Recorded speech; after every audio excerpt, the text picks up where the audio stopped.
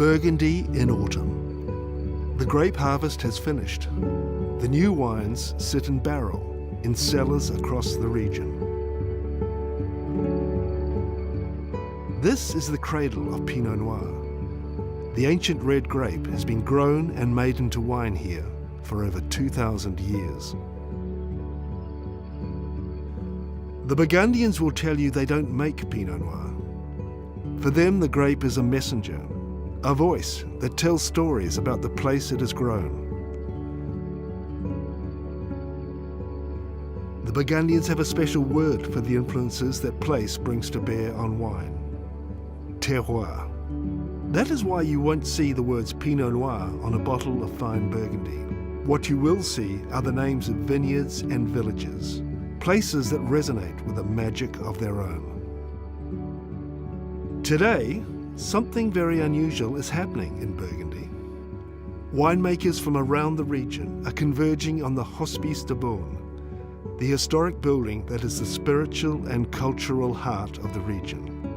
There, in the Salle du Roi, or King's Room, they will taste wine made from Pinot Noir. What's unusual is that this Pinot Noir couldn't be less local. It has been grown on the other side of the world, in the mountain valleys of Central Otago, New Zealand.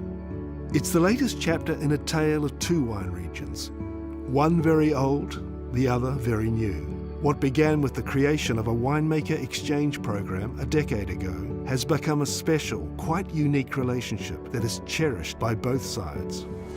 Sharing, I guess, is the first word that comes to mind.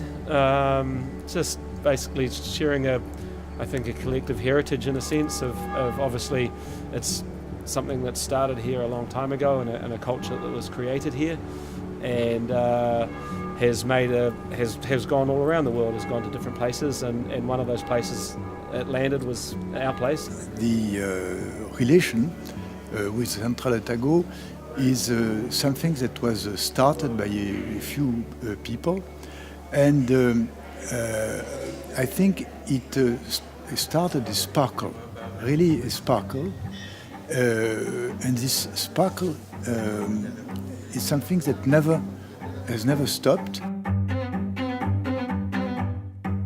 The sparkle certainly never left the eyes of the winemakers of Central Otago in the days leading up to their tasting at the Hospice. They took the opportunity to listen, taste and take their understanding of Burgundy to new levels. All my senses are open. So I'm just sitting here, as I get older, sort of more appreciating. Yeah. That's a nice thing when you come back, you sort of appreciate in a greater way how it all works and how wine weaves its way into people's lives and societies. I think the energy between both regions is extraordinary, and actually there's a love affair involved, even if the landscape is so dramatically different. It couldn't be more extreme, those two regions. You know, you got age and you got youth, you got wildness, you got seriously conservative thinking. Where? Here. But I think we are learning so much from each other, and I think I find it from a philosophical point of view, this is such a beautiful link.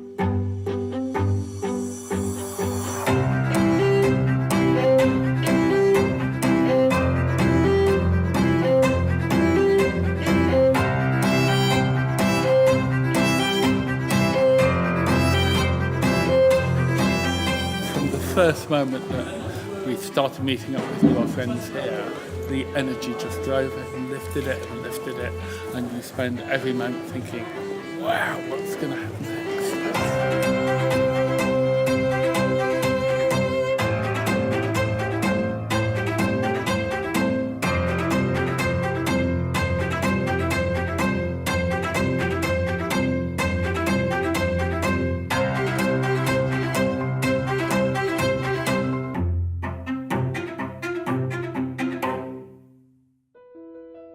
Back at the Hospice de Beaune prior to the tasting, if the Central Otago winemakers were feeling a little nervous, they didn't show it.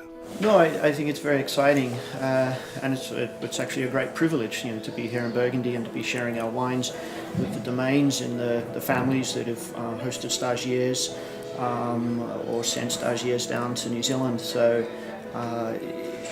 I think it's exciting. It is what it is. C'est la vie. You know, there's nothing more we can do though, and that's the beauty of it, is that you reflect on what is in there and what were the decisions that you made and what were the cards that you were dealt, and there it is on the table in front of you, and you get to have an honest conversation about that. They've always been so supportive and welcoming that we can't feel too scared. We sort of have to just own it and go with it and be proud of what we do. The Salle du Roi was a busy, excited scene for a couple of hours. When it was over, a sense of satisfaction was evident on both sides. Many of the New Zealanders said the tasting was like no other they'd ever held. The Burgundians came away impressed. Some of the Burgundian winemakers did not know that well the Pinot Noir from Central Otago, and they have been really impressed by the purity and the quality of the wines. When you make a movie, the movie goes in every country. You just have to translate. But here you don't have to translate. We are on the same level. What was really nice is just the actually sense of community that you felt from the Burgundians, is that they don't often get out en masse like that for each other's tastings, especially not the sort of calibre of wine growers that we had visiting. They're a little bit cagey in terms of when they go out, and for them all to see each other there at this tasting was really special. The final act of the visit was a pilgrimage to the ruins of the Abbaye Saint-Vivant, the monastery whose medieval monks were the first to try and unlock the secrets of their region's terroir. The Central Otago winemakers have contributed financially to the restoration of the abbey. It is yet another strand in this relationship, another reason for the respect that will continue to bind these two regions together. And for me, who has been making wine in Burgundy since a number of years, to see that some people so far away, I mean on the other side of the world, are carrying the same philosophy with the same passion we have, is something that is extremely touching, is something I really love.